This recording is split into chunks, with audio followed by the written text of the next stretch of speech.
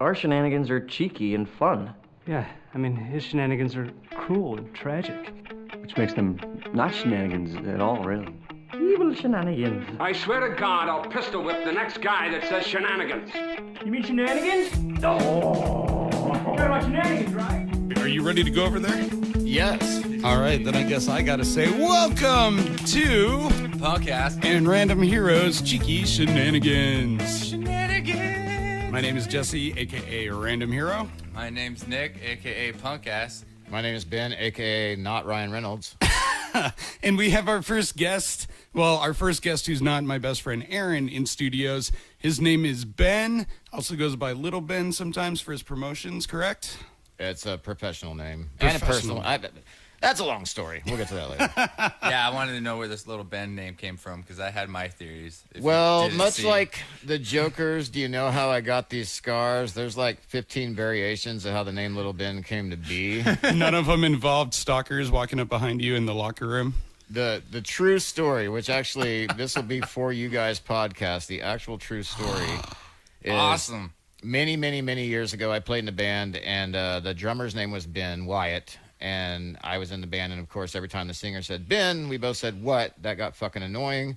So he started calling us Little Ben and Big Ben to make his life easier, and that just kind of stuck. So when I went into promoting music, I went under the Little Ben Productions moniker, and for many years, people have just known me by Little Ben. Also, my adopted family, we've patched things up a little bit over the years, but I had a hard time like identifying with that name because I never felt like I was a part of that family. Mm-hmm. So Little Ben was kind of my own personality, my own identity. And that's something that you've brought into like your comedy and you're playing in a band and all that stuff also? Right. Gotcha, okay. Yeah, I did. I was watching YouTube the other night on my lunch break, and for some reason you popped up on YouTube on one of your little stand-up skits or whatever, so I thought that was pretty cool. Might have been because I commented on your podcast video. Yeah, I think that's what. Yeah, I think algorithms. Yeah, so it was a joke about you liking YouTube more than Netflix. Yeah. Well, it was a joke about just liking YouTube, but yeah, the Netflix is how I lead it in, and then the joke essentially, the punchline's about like starting watching a Rage Against the Machine video and ending up watching a kangaroo fuck a rabbit. Like, yeah.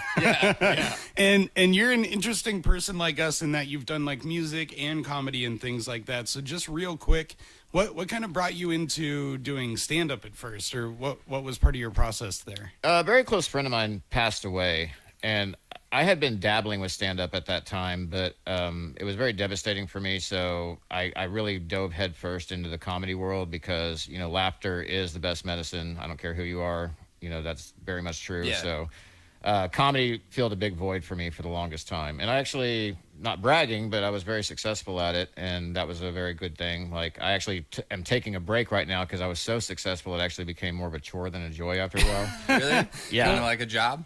Yeah, pretty much. Yeah. Well, and I've heard about, you know, him for a long time before I had done stand-up, and obviously I knew you way back in the day doing music promotion and stuff, but I still have not actually gotten to see you do it, and yet you've given me such helpful like notes and critique and advice for when I was trying to do it that, you know, it was a great honor to get you to come in and do the show also. Well, I appreciate it. I saw your show when you did the open mic at Tony V's Garage, and you did fantastic. You had a lot of people laughing, and I mean, a lot of people showed up to watch you perform, and that's a great start. You know, there's a lot of work that goes into any performance art, as you know. Like, I mean, 60% of it's passion, but 40% of it's just straight up work. And like 5% alcohol. Or yeah. So then, who's your inspiration then to do comedy? You know. I just always loved comedy. Most of the things that I dive into in my life stem from something that I love. And then it's just like, I want to fucking do that. And so like, that was me starting being a musician many years ago, was me being a fucking rock and roll fan. And then promoting music kind of came from like, holy shit, I can actually meet bands and be friends with them. Yeah, like that even now, cool. at 43 years old, I'm still a fan. Like a lot of the bands I work with at my club, I love them. They're awesome bands, and I love seeing them play. And so it's cool for me that they come in and they have this great level of respect for me, and I'm just jazzed to be like, you know, I get to host you guys essentially, you know, and that's awesome. Right. Yeah, and you've been doing that for a long time, and you work at Tony V's, which is the club right across the street from the bar I work at, so we see each other a lot, and you definitely do get to work with like a lot of big crowds and stuff. What's it kind of like having to be a bouncer for a club like that? Like, I don't know, but more on a rock night than we're gonna leave hip hop nights out of this for the time being, but let's just go for like a good rock That's night. not interesting. No, I'm just kidding. I guess he doesn't like hip hop. Well, I already explained. No, the I last like hip hop show. like as a music style, of course. Yeah. But in a live aspect, it becomes a big security nightmare. So that's what we're discussing. I can see that.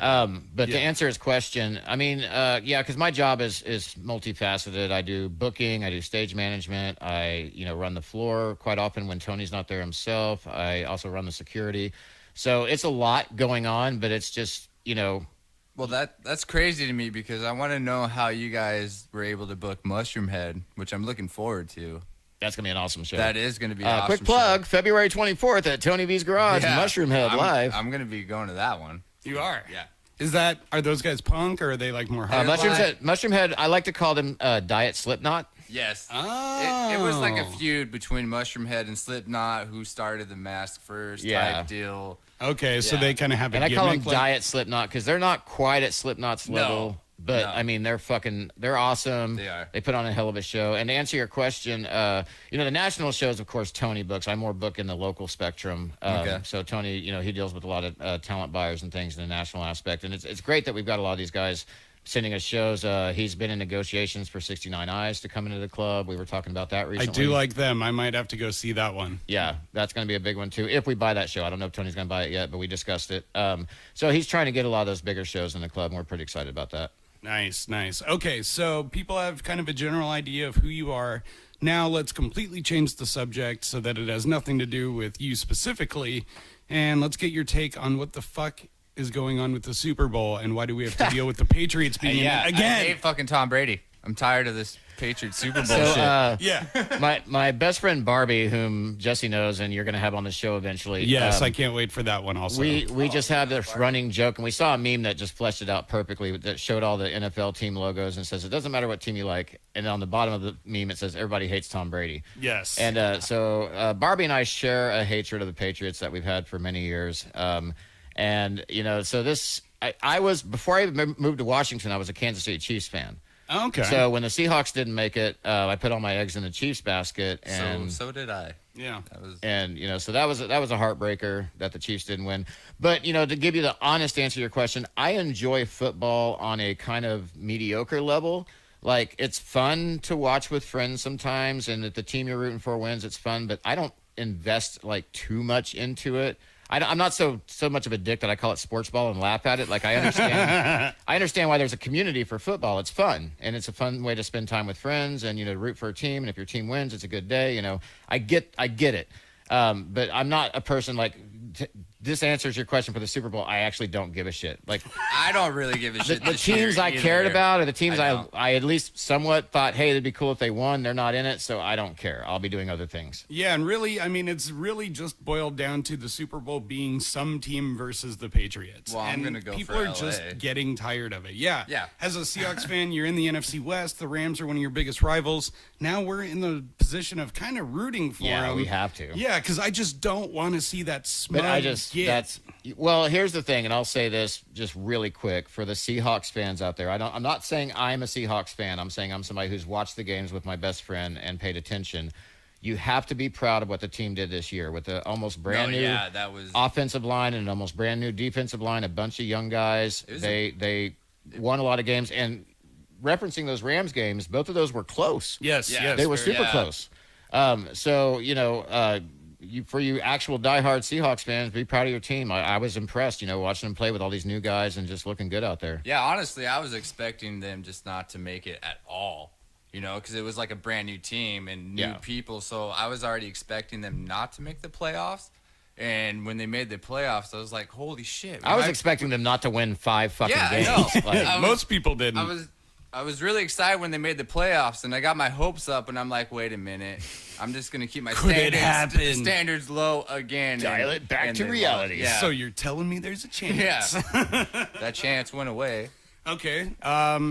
Well, that's good. I think that echoes the sentiment of a lot of people. And frankly, even if you don't have a team that's in the Super Bowl, we can all agree that the Patriots don't need another one. So fuck those guys. I actually have friends that are Patriots fans, and that's fine. Like I said, like I don't invest enough into football to like get upset because somebody roots for a team I don't like, unless I don't like that person, then that just adds a layer. Yeah. But yeah. I'm not going to dislike a person because of a football team they like. Okay. Now answer me this then. Would you dislike a person? Okay, dislike's too strong of a question, but do you judge people who like a different like comic universe than you do? Like if you're more Marvel or DC, do you look down on the other ones at all? No, that's actually an interesting question because in general, and I'm just going to give you a very general fucking answer to this question. My personality is such where I don't judge people for anything, for their political affiliation, for what teams they like, for what music they listen to. That's really I awesome. preach this for years. I judge people based on the merit of the individual, and I wish people would get on board with this goddamn philosophy. It doesn't matter if somebody's a conservative, a Republican, black, white, Mexican,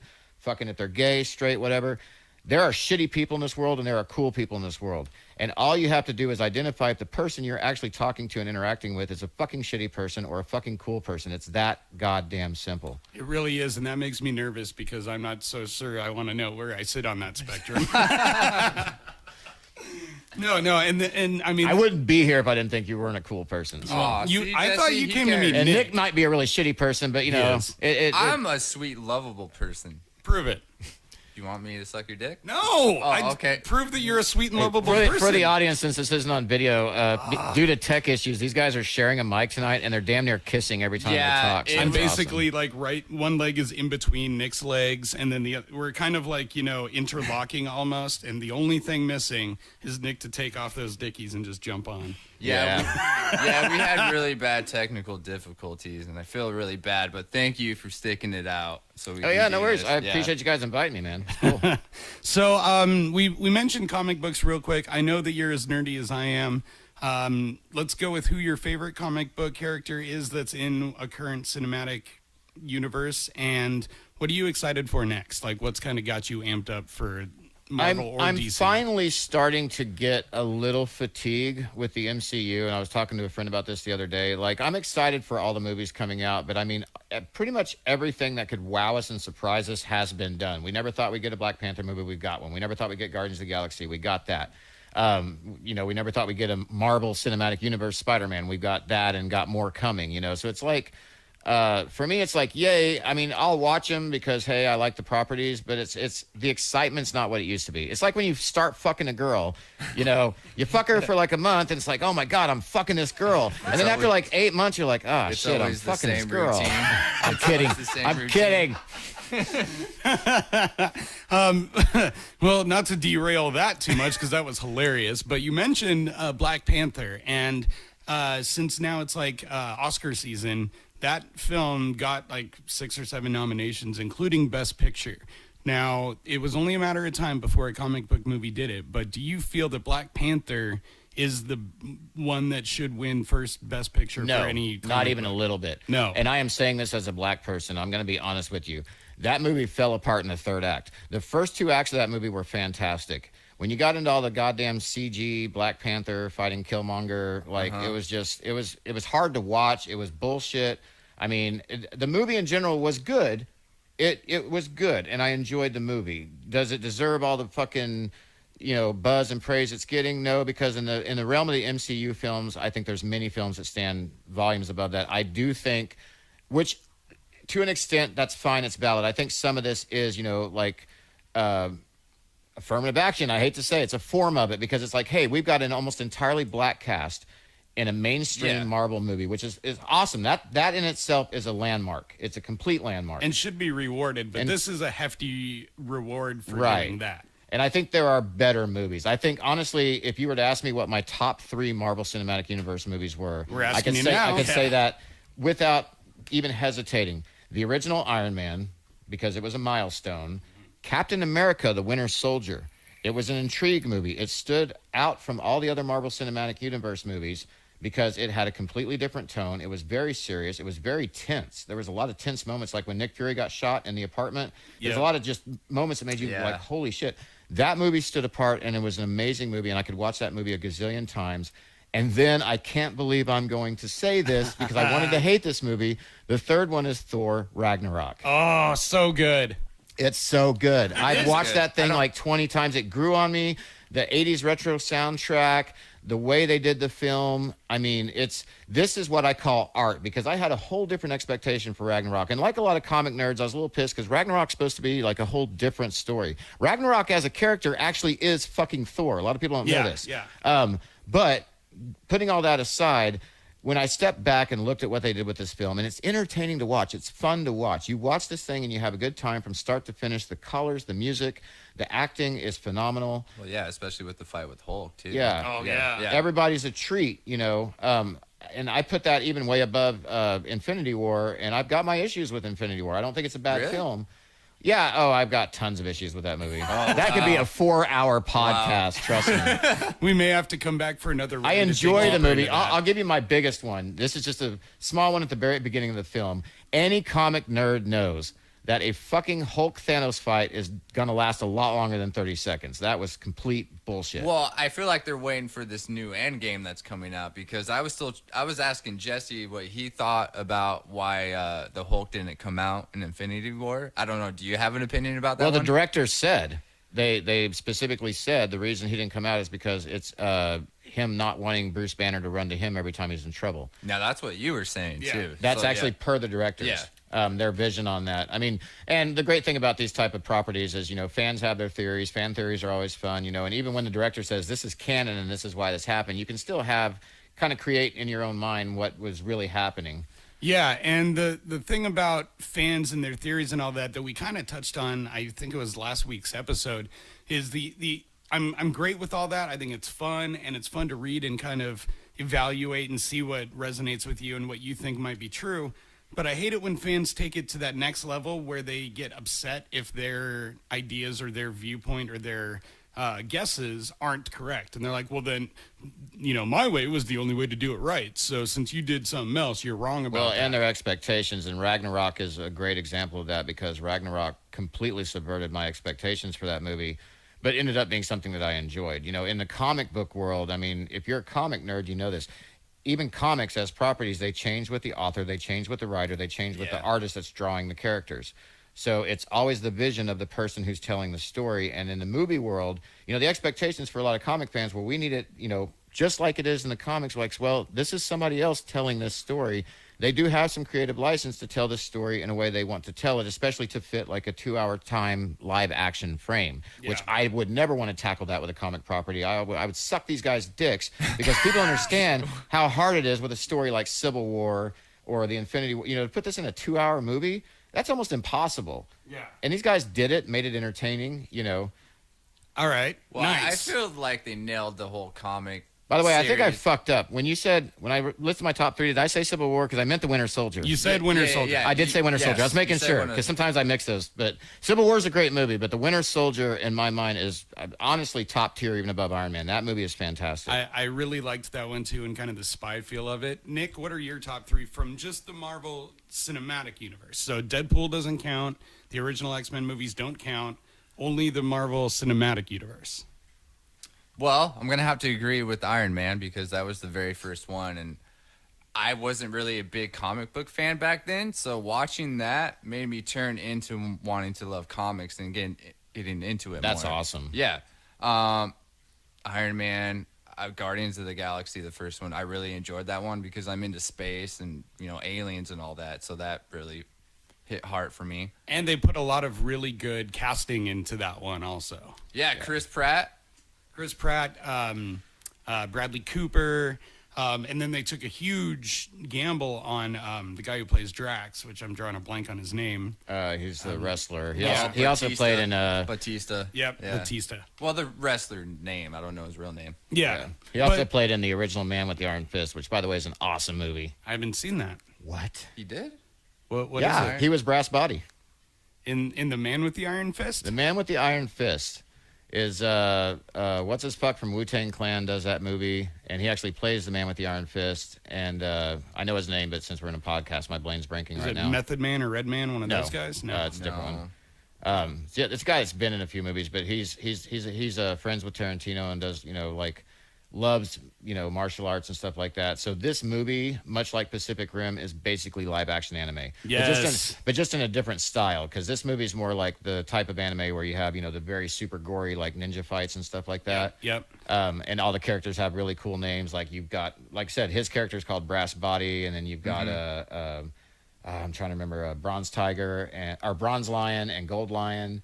And, just all these like super out there characters, but the movie's super entertaining. It's fun to watch. I really enjoy it. It's the one where Russell Crowe's in it, and he's Jack the Knife. Still haven't seen it, but now I'm going to have to. This sounds awesome. Oh, it's freaking great. Hey, wait. Before Iron Man, wasn't Hulk like the very first one? No. Hulk came out just Okay. after Iron Man. Wasn't there? Technically, yes. Iron Man was considered the first one because there had been a Hulk movie prior. Yeah. Which was with, I forget the actor's name, but the Edward Eric Norton Bana. Hulk was the first Hulk that was supposed to be technically in the MCU. Yes. Problem was Edward Norton's character didn't carry over to the Hulk when they did Avengers. Right. They recast. So that was one of the few recastings in Marvel was when they recast Mark Ruffalo for the Bruce Banner role. And honestly, I know a lot of people like Mark Ruffalo, and he fits for the what they're doing. But I think having that Edward Norton Hulk would have added a completely different new dimension to the Avengers and what they were doing with it. But they went a different way. It really did, and he did a good job in it, like he does in all of his movies. But it seems like the consensus is that it's hard to work with him because he either wants like final cut or he wants to be like an executive producer and kind of decide how the movie goes overall. So he's working on this movie, and then if it's not edited how he likes, suddenly he just disavows the whole franchise, and you've got to recast Hulk. Yeah, and I think both ends of that spectrum have to find a balance because I know there's a lot of studios that won't give any creative license to directors or to actors and actresses, and I've heard a lot of directors say, this movie was great because I kind of let the actors and actresses go and do their thing, and then I've heard actors and actresses say, well, this movie was great because the director was great at directing. He gave us a good direction. So it kind of depends on the personality types. Even doing what we do for a living, in the live music industry, I have a certain amount of responsibilities and authority, but I always tell the bands when they get there, man, you're here to have a good time. Be you, Right. have fun. Like I don't want to create this environment right off the bat where it's like, hey, follow these rules and don't fuck up. It's more like, hey, it's good to see you. I mean, here's a couple things you got to remember, but you're here to have a good time, have fun. Have you ever had any bad apples where they just like didn't want to follow the rules at all and just total dicks? Fuck yeah. Yeah. Tony's gonna hear this podcast, and I'll say it on the goddamn podcast. Tony's Hi, band, Tony. Tony's band doesn't do shit as You far as the baloney. club rules. They'll fucking have glass on the stage and fucking they'll do whatever. But he owns the bar, so I can't say shit about it. Well, because I saw Guttermouth. I don't know if you know who they yeah. are. Yeah, I saw Guttermouth. Was he really gonna say I don't know if you know who I Guttermouth didn't. is? He did. I don't know. And I really enjoyed it because that was the first time I've been to Tony V since they merged into that new section of the building. Right. And I really enjoy that stage now instead of the old one in the past bar. There's pluses on both. I mean, a lot of people really dug the old place because it had that great just dive feel. It was a small room. The bands played like right there next Yeah, to the we front played door. there. I loved it. Yeah. Yeah, we Fucking, had I a played there bunch. in the old room, and I hosted shows there, and it was a great time. It was a fucking great time.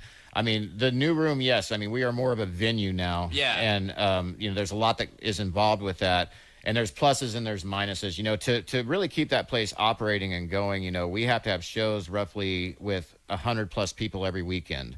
Because if we got, whereas in the old side, you could have 20, 30 people in there. The bar does great. It's Right, fine. it's full, yeah. When you have a larger room like that, you've got to get more people in. You got to ride the bands a little harder to promote. We've got to promote. So it's just a lot more involved. But yeah, it's... Speaking of that Guttermouth show, I was right in the front row because I really love this band, and this chick wanted to get in front of me, right in front of the stage, and I wouldn't let her, so I had my elbows up. And so what she decided to do was she fucking put her finger in my ass, dude. Yeah, I was so pissed. She kept going down to my ass. I was like, knock Like it the fuck. under the jeans? No, but just over the jeans. I was trying to stick it in there, dude, and I wanted to punch her in the face, but I didn't do You it. didn't know this girl at all? No, nothing. And she was just like, Yeah, exactly. And it felt so awkward, and then I felt violated.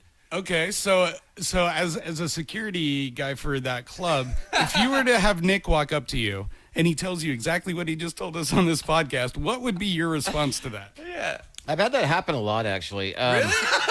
Oh, yeah. Man, you'd be surprised. Well, it happened to me, so. Well, I'm gonna tell you a story, and this is not super referencing what Nick talked about, because a lot of people ask me this. I had a security guy who I will not name, who one night we had a big show with Baby Bash was the artist. And I've so, heard that guy. yeah, he's a 90s R&B guy. Super cool guy. But, you know, the limo had a flat tire. It took him like an hour and a half to get to the venue later than he was supposed to. The crowd was super drunk and super testy. And so when he gets on stage, basically the women that are up in the front just start fucking mobbing on each other. And to the point where he was like, hey, stop fighting. And then he goes, fuck it, I'm just going to take video, and pulls out a cell phone. But the point of the story is I had a Mexican couple walking out of the bar, and, you know, that looked like they had got kicked out. And just looking at them, it was like, these guys don't look drunk. They don't look like they're causing any problems. You know, they're just walking out normally. So I stopped him and I asked him, I was like, you know, what's the deal? And she's like, well, your bouncer kicked me out because, you know, I punched this girl because I was up at the front of the stage and she elbowed me in the head twice trying to move me out of the way so she could get to the front. And then I realized that the girl in question was super drunk, could barely walk, but she happened to be really hot. And so my bouncer's over there like trying to console her and talk to her and all this kind of stuff. And I walked up and told him, get her the fuck out of here. She's drunk. She can't even walk straight. And I told that couple, please go back in and enjoy the show. You paid $25 for the show. Yeah. Go back in and enjoy the show. A big part of the security job, to give you more, a lot of my answers are going to be more general, is to read a situation, to understand what's actually going on. Because there's three sides to every story. It's hard sometimes to know what's happening. People pay to walk into our place most often than not because we have live entertainment. So I'm not going to lightly kick them out of the bar. I'm going to make sure I have a good reason, and I'm going to make sure it's justified and validated. And then if it is, fuck yeah, get the hell out of my bar. But if it's not, I'm going to talk to them, find out what the situation is, and try to rectify it. Nice. And that's definitely a good answer. But now I want to go a little hypothetical and just put you in the spot to actually be like Nick coming up to you and saying, hey, Ben. Hey, some chick stuck her finger in my ass. I need some help. My response would be, if you come complaining to security because some chick was fingering your ass, you definitely do need help. And then right at the end of the show, the Guttermouth singer, he was fucked up, I believe. When I was there, he was on something. Somebody came from behind me and lifted me up on the stage, and I was up there, and the Guttermouth singer was laying on the floor, and I was like, I don't know what the fuck to do. So I offered him my hand, and he was like, get out of here. I'm like, you should have laid down next to him. I should have, but or like I didn't. Taking a cell phone And video. then I like went backstage. I'm like, I don't know where I go. I'm fucking, yeah. See, that was the very first place I ever played a live show. It was still called Jimmy Z's at the time, and this would have been somewhere in 03, 04. And I was 19 at the time. And when you went to the old Jimmy Z's, it was the entire bottom floor of that building back then. So it was the old Tony's and the new one put together. Right, and the small area was called the green room. Right. And you didn't really get back there a whole lot unless you were playing. And so we'd come in and we'd play, and the whole bar was 21 over in those days. So there was a little like white tape square of carpet back behind the soundboard right next to the stage where anyone under 21 had to just be unless they were on the stage. And then when you were done, you had to leave the building. And it was a weird feeling, but like I love that stage. It's always going to hold a special place in my heart because of those days, you know? Well, it's a great stage, and that room in general, like not to get all sappy or anything, but I worked there when it was Jimmy Z's. I did shows there when it was Haley's for a while, and did shows for Tony when he was next door. And, you know, now currently work there, you know, as its current iteration is Tony B's Garage. And so I've had big history with that building, like 15 years. And so, you know, I honestly am grateful to Tony for giving me a great position there, you know, where I can thrive in an environment that I'm, you know, I like and that I'm good at what I do. So that's awesome. And he's so funny. He's totally that little curmudgeon with a heart of gold kind of guy, you know, like he can be a total dick all the time, or he can act like a dick some of the times. But like when it comes down to it, he always does great community events. And, you know, he always gives people chances and stuff like that. And I've always liked that about Tony. Tony's a unique animal. I've known him for a long time now and worked for him for quite a while too, probably 6 or 7 years at this point. And, you know, understanding Tony, he's a no bullshit kind of guy. And that's something I always liked about him. He's straight from the hip. He'll tell you exactly what he thinks, exactly what he feels. Yes, he's got a good heart. I mean, he's like me. He's kind of an asshole. And, you know, it depends on the moment, depends on the person. If the situation, you know, asks for you to be an asshole, then you're an asshole. You know, we are not pushovers. That's one thing Tony and I have in common, and one reason we get along is because we're not fucking pushovers. But I mean, we're good guys, and we're cool when it needs to be cool, and caring when it needs to be caring, and when you need to be an asshole, we're assholes. I think that's the best way I can explain Fuck yeah. it. Nick, where was your first show at? My first, like, seeing a show? No, like playing in a band, your first show. Well, Live in front of people with a band. oh, that would be with you, Jesse. Oh, when was that? I really didn't know this, actually. I thought Seriously? Yeah, No. I thought you'd been in bands before that. No, searching on Craigslist and finding Aaron's ad for a guitar player for Pride Fails. Yeah. That was my first time ever joining a band, because when I was growing up as a teenager, I've always wanted to be in a band, but I never took the time or, the work trying to find people or friends that actually wanted to do it. And while I was working one time, my best friend, he was like, hey, why don't you, look on Craigslist and see if there's anybody hiring for a guitar player. I was like, well, you know what? I think I will. And that's when I found Aaron. And then I tried out for him, and he liked me, I guess. And then he found you in Oregon and brought you back. Well, I mean, I knew that part of the story, but since I didn't realize that was your first real band, like, where did we play our first show as Pride Fails? at, what's that place in Arlington? The Mirkwood? Yeah, I think we played in Mirkwood. Was Okay. their first show. We did a couple there. You've played the Mirkwood, haven't you, Ben? Oh yeah. Yeah. Yeah. And was it a CT I that you were in? really don't like the Mirkwood anymore. No, I wasn't in a Seat. I was in Endless Gray. But Endless Gray. Endless Gray, we didn't play the Mirkwood. We mostly played Studio 7 and places like that. Okay. I don't know if you remember, we were playing New Year's Eve night, and they cut it short because they wanted the other band to fucking play sooner. Yeah, they had booked a whole show where we were going to end up being really close to midnight on the actual show. And then at the last second, they worked in their house band, the Scoblins, like one of the owner's band. And they worked them in and cut us down to about a 20-minute set, down from 45, I think. Something like that. So after that, I don't really want to play there anymore. But I mean, they're a great venue. It's a great place to play, and it's super laid back, and it's a different feel than a lot of other venues around here. So you definitely should play there again sometime when it doesn't go like that. But I can see why that would be such a negative, like. And another memory show for you. that we were supposed to play that we dropped out on that I was upset about. I don't know if you know the band called Head PE. Oh yeah. Yeah, we were supposed to open for them. This fucking guy. You ever heard of Guttermouth? You ever heard of Head I don't know because I don't. This is It's the Nick's first time- version of mansplaining punk music Yeah, to you. right? It's like, It's the first I've time- only been in the music industry for 30 years. I don't know any of these bands you're referencing, sir. It's the first time meeting you, so I don't know. I'm just asking. Head PE, who's that? Hey, do you I remember? actually know a guy named Scott McKinley who has hosted Head PE numerous times. He's local, and he has kind of his own little label, and he's got a couple other business endeavors. A really good friend of mine, but yeah, he's hosted not just Head PE, but Snoop Dogg, like a lot of the big artists, Bone Thugs and Harmony, some big rock artists too. He's actually been working with December in Red closely for the last couple of years. My friend Dan Gardner's band, they're an awesome band. But, Yeah. And we were supposed to open up for them, but like last minute, we had to fucking ditch out in Studio 7 because I think we were fighting and trying to figure out what songs we were going to play. It happened right as the band was basically breaking up, if I recall. And I had gotten the opportunity emailed to me. And luckily, I had just been helping shoot Hempfest right before that. So they had Head PE there also. And I got a chance to meet the guys after the show. So I was really looking forward to it. And then just internal differences. We kind of not only didn't play that show, but we didn't play any others after that, I think. And then I moved- Interesting, not to cut you off, but interesting little factoid I want to make sure and get in here. We talked about it earlier. Is when I first met Jesse, he was in a band called Midst of Autumn. And No, I wasn't in Midst of Autumn. I was in Resonance. We played with Midst of Oh, Autumn. you played with Midst of Autumn. Okay, that's right. Well, Midst of Autumn was one of the first bands that Jolene ever interviewed on KSW's Loud and Local when Jolene took over the show from Peanut. She had actually asked me at the time if I knew some bands to send her way, and Midst of Autumn was one of the bands that I sent her way because they were, if you remember those guys, they were just amazing. Yeah, we loved So- playing with them. We brought them to Portland for a show with us one time. Like we had a lot of fun with those guys. Yeah. So apparently he liked them better than Resonance. Well, he was working with them. He only Yeah. worked with Oh, us okay. when we happened I to was do a damn show near with them. managing them because I see. Yeah, I did a bunch of shows with them. Yeah, and that's that. So there was no like animosity or dislike. It's just he was already working with them, and the only reason I met him was because we were playing shows with them also. And it was them and Superfecta that we probably did about half our shows total with a combination of those two. And sorry, there's a.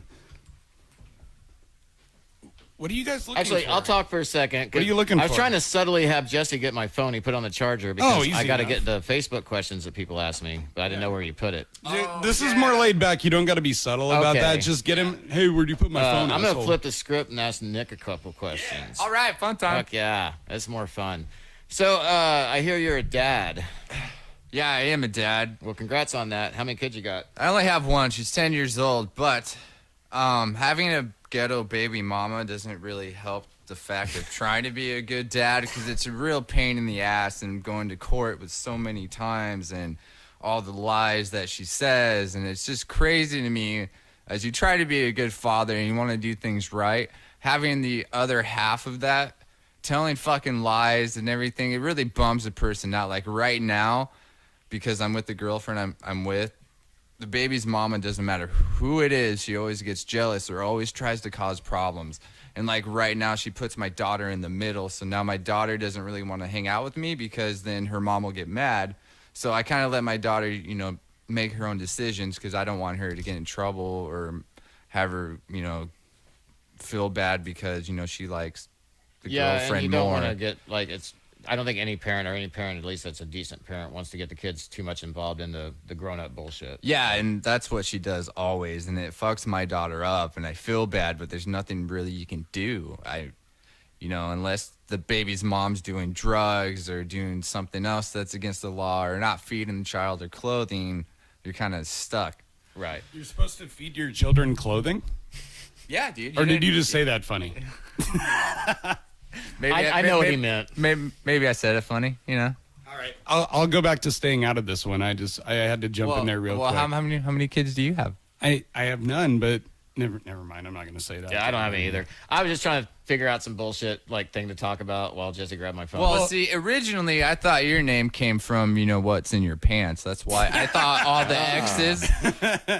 No, I really quickly want to jump back because it's funny that you chose that question to ask him first, Ben, because we were in the car and last week when we were planning to have Ben on this show, I sent him last week's episode and some links and, you know, he listened to it to catch up. And he was listening to this part where Nick and I were kind of having a little debate, and Nick comes from a completely different context on certain issues than I do because he is a father and I'm not. And that's forever going to change your stance on certain issues. And so even if, you know, I feel like I'm all in the right in my head, you know, as I'm talking to someone like Nick or whoever, once you have kids, that changes your priorities, or it should.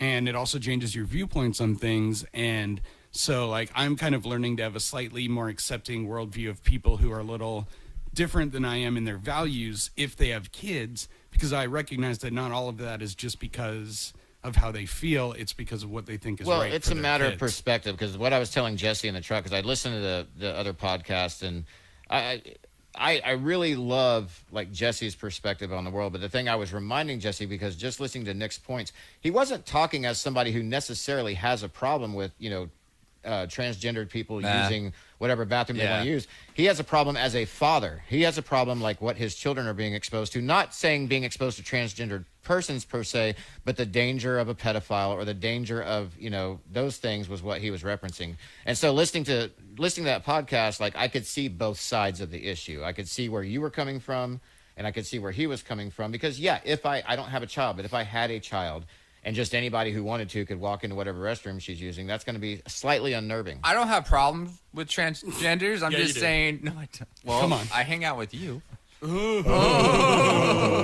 Spit it out. I was just saying, if that rule was never like made, so say like a regular guy just walks in the woman's bathroom, somebody's going to notice. But now that pedophile or whatever can be like, I'm going to put on a dress, makeup, maybe fake boobs, and say I'm transitioning into a girl and walk into the woman's bathroom. Right. And that's honestly a valid point. Yeah. It's honestly a valid point. And it's not one I would have considered because I don't have kids, so I don't think about Well, the and your mindset argument it was, takes. you know, transgenders aren't pedophiles and they're just people trying to transition, which there's complete validity to what you're saying. But his Right. argument is somebody who is dangerous could use that fact Right. to enter into an environment where they could be a danger to others. Yeah, and that's something that just doesn't always register in your head when you don't have children. And that's genuinely why I'm able to have certain viewpoints that I have like that, is because I'm not looking out for a child who can't do that for themselves. so that just doesn't occur to me. But it's different for someone like Nick, who just can't seem to wrap it up before he has sex. Like my snap. girlfriend's daughter, we've been together like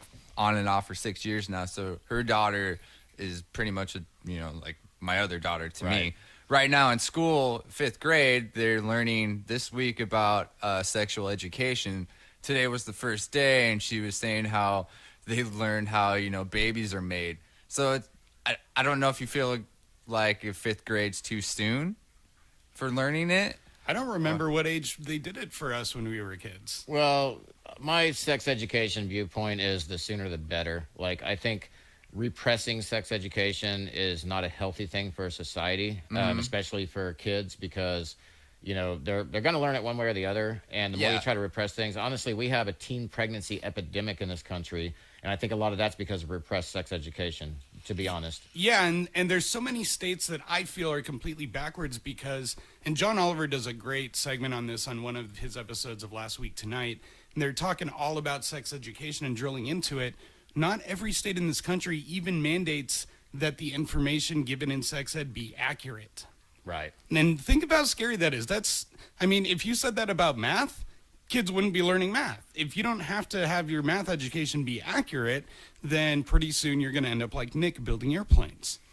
But you know what I mean? Like, it's a slippery slope, and so it should definitely be regulated. I think that, younger is better within a certain realm of normalcy so that they can process what you're talking about. Well, it would be in layers, of course, but I think, from a very young age, kids should be taught, what their bodies are, what their bodies do, what is appropriate, what is inappropriate, and especially with like adult interaction. That's important for kids to learn. Yeah. Because if kids aren't told that, then they don't know. And if you got a 6 or 7 year old kid walking down the street and an adult they've never met wants to give them a hug and grab their ass or something, and they haven't been taught that, hey, this is wrong and this is not cool and you need to tell somebody, they're not going to fucking know. This is how kids end up in people's cars and vans and shit, because they don't know. So I think that education is important. And as they're going into, and for us, it seems like super young, but, I can remember as young as like 10 or 11 years old being aware of my sexuality, so starting teaching them sort of young and educating them on what's going on, what's happening, because if they don't know, then they're just embarrassed by everything. Yeah. Now, I'm not gonna lie though, I wish I kind of had a boy instead of 2 girls, because I feel like having a boy would be a lot easier to tell them and what to do. Having a girl is like really awkward, and I just don't want her to like know at all. So like she well, doesn't that end and up it's having harder sex. because Yeah. you're a guy. I mean, you have different plumbing. You can teach a boy about a boy as a man. Yeah. But even same thing for a single mom. It's hard for her to teach a boy about boy issues because she's not a boy. Yeah. Yeah. So I mean that can make it more difficult as well. yeah. Now, we've already gone over our stories about how we got the sex talk from our parents, right? We've already done those on the show before. I know I've told mine. I didn't really have sex talks because I had my older brother Wade, so I kind of The way that came out was just awesome. Did Wade have boundary issues? No, I it know wasn't Wade. boundary issues. It was just like I saw porn in like porn magazines, so like my parents never really talked to me about it. I kind of just found out on my own. And so your mom found that suitcase of your buddies and burned all the Yep, magazines? She burned all my porno magazines. All right, but people have a rough context of how you and I learned about this. Now, Ben, you come from another part of the country originally, and you've been here for a long time. What was that kind of experience like for you? Are you from Boston? Boston? Not the East Coast, actually from the Midwest. I'm originally from Oklahoma. So North Dakota. Oh, Oklahoma. Okay. Yeah. There was a lot of reasons I actually chose this state. I specifically chose this state after a lot of research because Chicago was another area I considered. Seattle was an area. I definitely wanted to go somewhere that had a vibrant music scene. That was part of it. Chicago I opted against because cold weather, crime was a lot higher there. I'd been through Seattle a couple times touring with bands and just loved the culture and loved the community. These guys are so funny. He's trying to grab ass me. I was trying to make Nick break during the story just because I'm kind of a troll. Sure, No, I'm please air continue. quoting. Yeah, he was trying to make Nick break during the story. Anyways, I moved up here basically because of the diversity in culture and just community, and that has not let me down for the most part. I mean, like any state, any area, there's problem areas, but I mean, in general, Washington is a pretty cool place. And I mean, there's a big people are like, oh, Washington, it's a bunch of bleeding heart liberals that are hugging trees. It's like, no, this state has, I almost said communist. This state has conservatives, it has liberals, it has people in every walk of life. It's just people here. I have a lot of friends that are conservative, and they're cool people. Like, I don't give a shit what your alignment is. Like I said, it's judging a person on the merit of the person. Like, I have some liberal friends that are fucking crazy. So just being liberal doesn't make you awesome. Like, if you're a crazy person, you're a crazy person. People need to realize that when you watch videos of people talking to a crazy liberal or a crazy conservative, they're talking to a crazy person. It has nothing to do with them being a liberal or a conservative. They're talking to a crazy person. It's if you talk to a example. sane person who has a sane outlook on an issue, then you actually get somewhere when you're discussing these issues. So are you not really like into like political views then, or do you try to stay away from those? I have tons of political views, but they are specific to the view. I don't he keeps them off Facebook like a normal person. Yeah. I don't identify as like, I probably lean a little more liberal, but I don't identify as a liberal or conservative. I identify as a fucking American. Right. And whatever Emphasis we're on talking fucking. about, because some of my viewpoints are conservative. I have very conservative viewpoints when it comes to gun control. Especially with that new law that came out, huh? I probably wasn't paying attention, but where they, I think it's 10. I don't know what the number is, but when they came out and said, you had to be 21 years old now to buy a rifle. Now everything has to be locked and secure, no matter where you are in your house or in the car. Because if someone breaks in and uses your gun, you're gonna get blamed for it. Oh yeah. Well, yeah. Honestly, this country, so what a lot of people tend to just not think about, especially in the South. Here's the funny thing. People in the South, and I'm not like, hey, I love people in the South, because there's some racist fucking backwards ass people in the South. Right. Yeah. But I will say this, people in the South, they don't go around owning guns to go shoot other people. They own guns to hunt, to shoot game, or to protect their homes. Like, the shootings happen in the much more urban communities, than the rural ones. Like, people in rural communities, they just want to have a gun so they can protect their goddamn home. And I'm all about that. That's why I said my viewpoint on that is very conservative, because that's one issue. And there's exceptions to every rule. You got to read every situation. But I watched tons of things about 80-year-old women that fucking protected their home that got broke into because they had a fucking gun. Yeah, or children who were able to do the same thing, which is still touchy. I mean, they're guns. Guns are dangerous. I mean, the whole people don't kill people, guns don't kill people kill people, that's fucking stupid. Guns are dangerous. You got to recognize that guns are dangerous. But that doesn't mean people should not be allowed to own them. You meet that middle ground. You allow people to own guns, and you make sure they are aware that they're dangerous. That's where you fucking win. Here's where I think that it should come in, since we're on this topic. I think it's kind of a twofold approach where, number one, you don't make it necessarily more difficult to get them. I really am in favor of strong background checks and things like that. But I think that we should make guns more like we do with vehicles, where it's totally legal to own one, and if you do own one, you have to carry insurance. So I think, and obviously insurance can't repay for lives or anything, but there has been so many instances of a gun being stolen or guns having, damage brought on them that, involved people or whatever. So if you own a gun, I think you should be required to carry firearm insurance of some kind that, if someone steals your gun and goes and shoots someone and they end up in the hospital, that insurance would cover that person's medical bills, because they're kind of just a harmless victim who had nothing to do with the gun in the first place. So I think there could be some kind of a responsible way to do that, but that's just kind of one thought I've had. The whole conversation of who's actually paying that insurance. Is it the insurance company? Is it I get your viewpoint, but I think that's why I said, the middle ground is to be aware of the danger of guns and teach a responsibility. Like, I definitely think, American citizens should be able to own firearms. This country was built on that concept. Yeah. So the government didn't become too powerful, that its citizens could be armed. If your citizens can be armed, then your citizens need to be aware of the danger of what they are carrying, what they have in their homes, and be educated and be responsible. That's the middle ground. Yeah. Because when you're flipping off guns, it's people that kill people. Guns are fine. Then that's an irresponsible attitude. Of course. Because that's how kids grab guns and people get killed and things like that. That's an irresponsible attitude to have. You have a responsible attitude. You recognize the danger of that weapon, because it is a dangerous weapon. It's a fatal weapon. And then allow people to carry them under that mindset.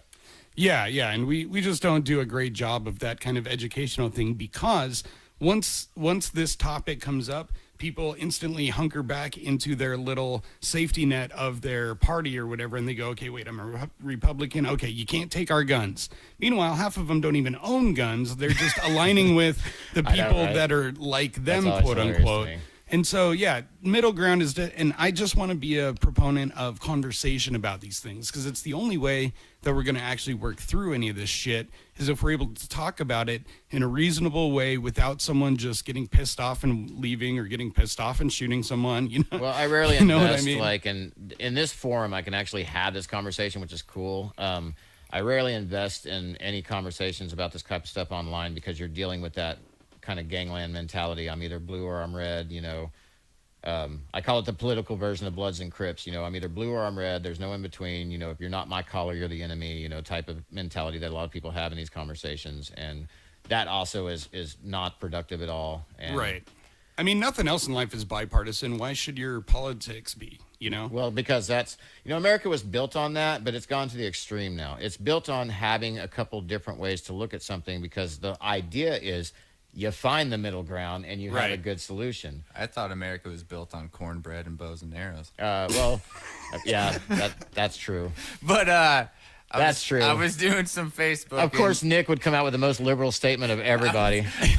And yet he probably has no idea what he just said. Yeah, no, it's awesome. It's true. This country was straight up jacked. I don't want to say their names because I was Facebook stalking you earlier.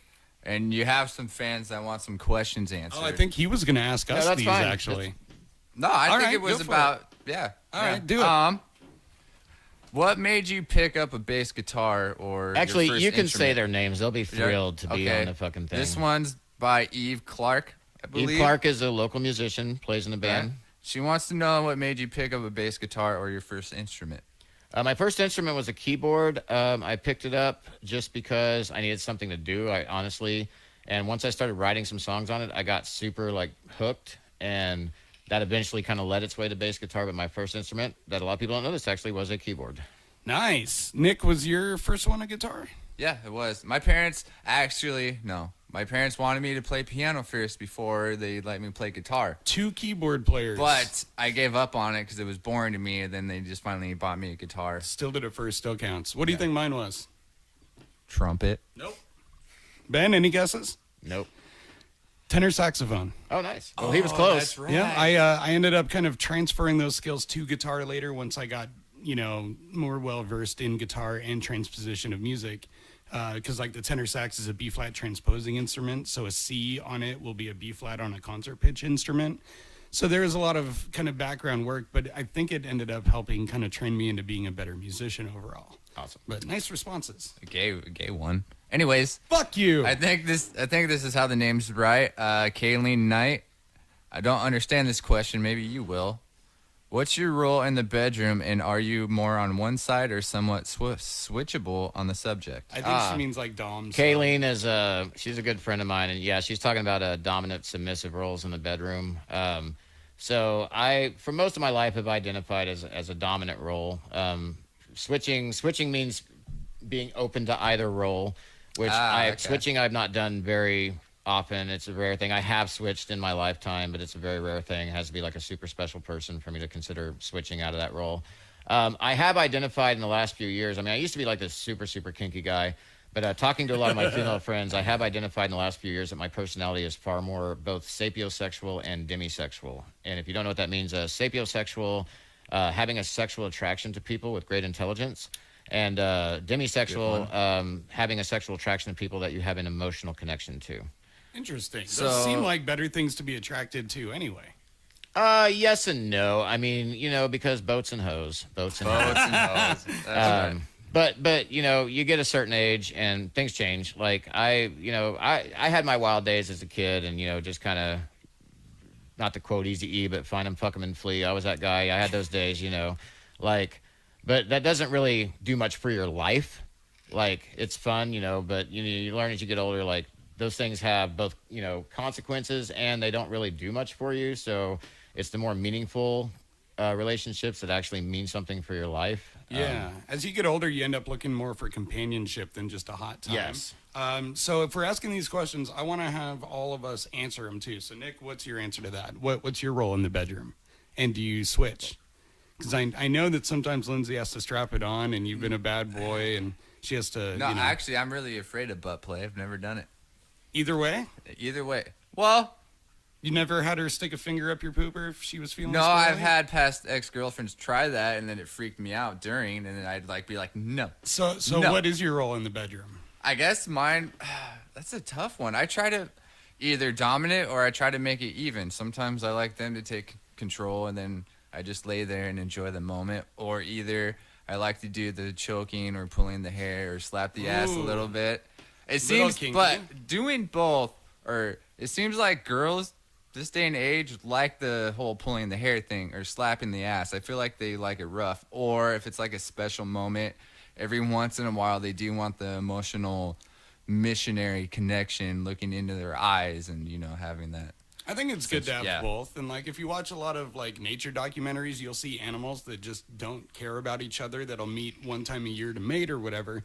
And it's kind of a rough process. And so I think that there is some kind of a latent instinctual attraction to the type of mating, even as people, where it's a little more rough and feels a little more quote unquote natural, if you will. Well, if you get into the psychological aspects of it, which is one of my favorite subjects, it's the more feral nature of human beings. The whole rough sex phenomenon, and I call it a phenomenon because it really kind of came out in the mainstream maybe just 10 or 15 years ago. It's a pretty recent thing where rough sex actually became an acceptable thing to discuss, like in a public environment like this. Well, it's probably because of 50 Shades of Grey, honestly. I mean, that probably helped. Well, as much as I hate to give credit to that you're partially correct, because that novel was a mainstream novel that kind of put, now the BDSM community doesn't necessarily claim that novel for reasons we won't get into. Sure. But it still was kind of the thing that put, the rough sex / BDSM community into the public eye.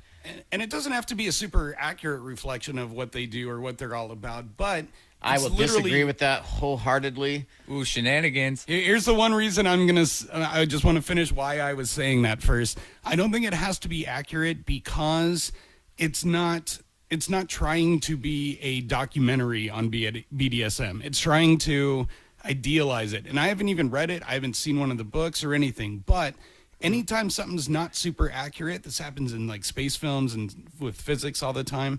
The idea is that you trade off some of the accuracy for some of the artistic license. Now, do you I think disagree with that fully. And Okay. I say this knowing the BDSM community, because the BDSM community is based very, very largely on one specific thing, which is consent.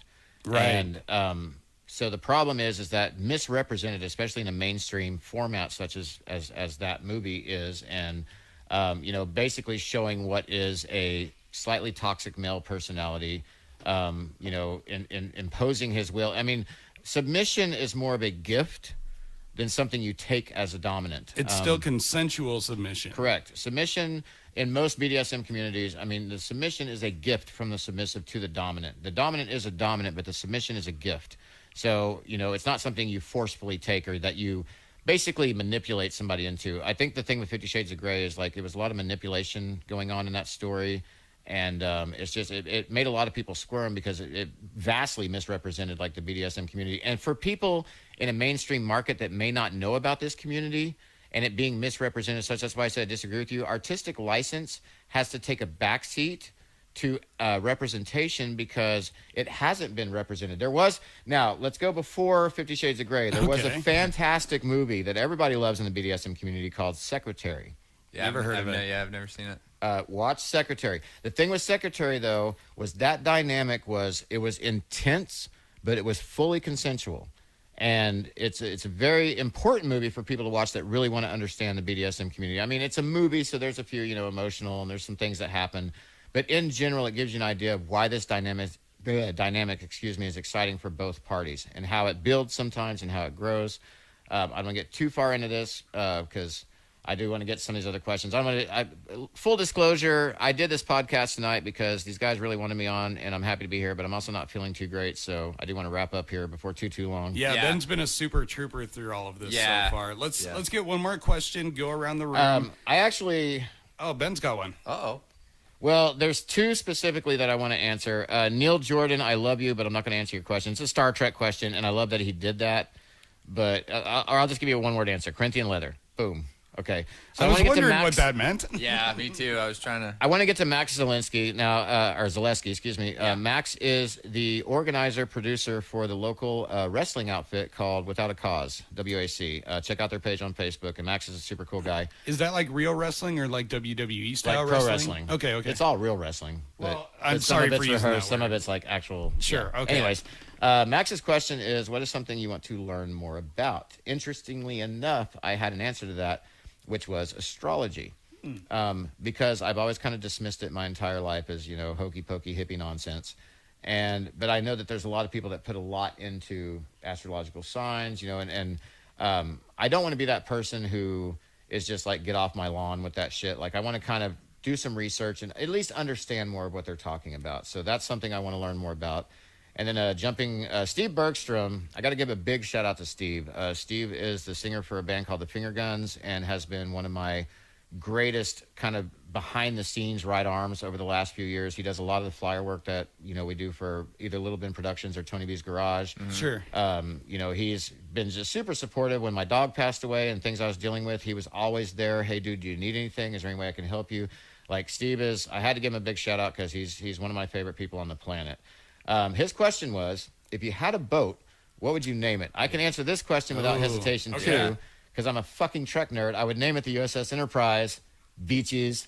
All right, Nick, what would you name your boat? I would name mine Snoochie Boochies. Snoochie Boochies is a nice reference That's to a Jay and Silent Bob there. reference, Yeah. I've gone back and forth on this kind of topic in my head a few times, and I think I would have to go with Serenity.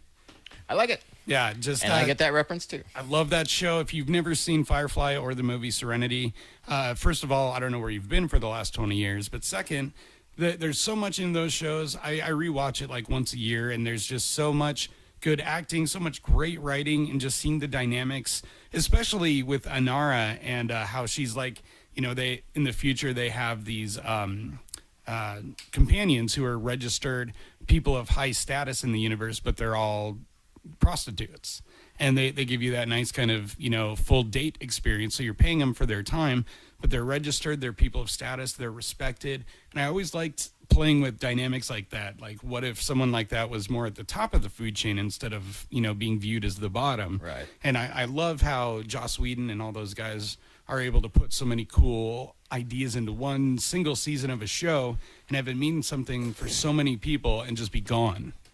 Well, and it was like a fucking space western. We had never had that before. Just the concept was cool. So I wanted to jump to something, if I may, because we got to wrap soon. This might be shorter than your normal format, but Oh, no, we're totally good. I want to jump to something Jesse and I were discussing earlier, which actually I thought was a great subject.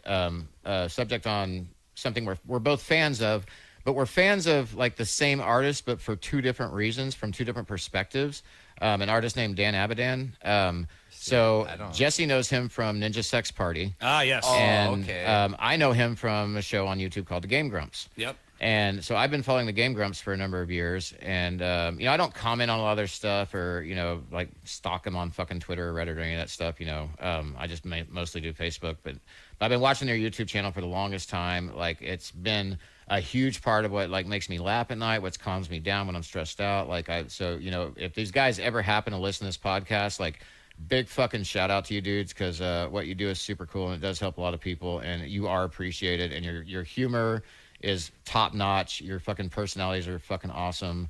But Jesse, so the conversation we were having, he was not that familiar with Game Grumps, but he loves Ninja Sex Party. Like, he's been following Ninja Sex Party for a long time, which is Danny Avidan from Game Grumps band. It's a comedy Danny band. Sex Bang. And my brother Jacob, actually, I have to give credit for introducing me to them. And my friends have kind of hated it since, because I'll always show them the new songs. I'm kind of 50-50 with it, but I do like the humor and the comedy of it. And I never thought they were actually that big until they were like playing at the Paramount Theater or something like that. Yeah, and they've been on Conan So it's recently. crazy to me how someone like that can become that big, especially in this time and age or whatever. Because it makes me feel like, well, we're in a band. How come we can't fucking get there? Well, we can, but like where this conversation went with Ben was like, we both liked both of these groups, because I've seen Game Grumps. I like it, but they're not my entry point into that world, whereas they are his, and he kind of saw Ninja Sex Party secondarily. And it's funny how we both started at separate points, but we still both like kind of the same group of people for similar reasons, And that just we're from both different. We're both big fans of different properties by the same artist. Like, he's a big Ninja Sex Party fan. And I like Ninja Sex Party videos, don't get me wrong, but I'm a big Game Grumps fan. Would it be kind of like referencing, like, you know, you have Tool and then you have like a Perfect Circle? Is that kind of the same concept? Similar, yeah. Or Similar. like Slipknot and Stone Sour. Yeah. Like, Yeah. you might be a Okay. bigger fan of one, and maybe you start liking Stone Sour and didn't But we're realize. talking about an artist that has two musical projects. This is more of like, these are, the Game Grumps specifically are comedy YouTube Let's Players. And they're actually, their format versus most Let's Players is more of a podcast format. You don't, Similar they to don't put this. cameras on themselves. It's just two guys, and they fucking bullshit, and they have a great time. Yeah. And there's a lot of spin-offs of Game Grumps. Game Grumps is so popular these days. I mean, they have what's called the 10-minute power hour, where they actually have a live show where they do some dumb shit for 10 minutes. They have Steam Train. They have like all these. If you go down the Game Grumps rabbit hole, you'll be there for a very long time. There's a lot. There's a lot of content. There's a lot of great stuff. I love those guys. And that's how I found out about Ninja Sex Party. And also another band, Starbomb, which they have. Yep. A great band. They do a lot of good covers in Starbomb also. Yeah. So they do a lot of great work with those properties. But Jesse and I thought it was interesting. We wanted to talk about it because just having that perspective of approaching things from two different angles.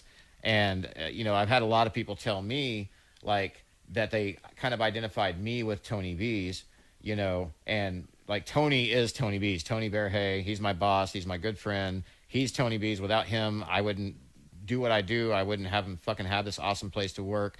But, you know, like this last year, you know, Tony's been taking some time for himself, as he should. So there's quite often where I'll be running the floor at night, you know, handling the bands or whatever, because it is a large venue. You got to have somebody doing that. Yeah. And it became to that point where there's people like, are you Tony? Are you Tony? It's like, no, I'm not Tony. I am not fucking Tony. And the funny thing also is that, oh shit, I literally just had a thought. I was trying to hold it the whole time you were saying. Okay. Talking about perspective. Perspective. And liking things. And you wanted to rub my nipples? No. Oh, I remember. No. Perfect. So we were It was having the these nipples. conversations. I went and picked up Ben to do the show, and we were having these conversations. And while we were waiting for Nick, and we were talking about these great things, and the whole time I'm riding this awkward wave between going, okay, I want to keep talking about this, but I want to save some of that conversation for when we're recording.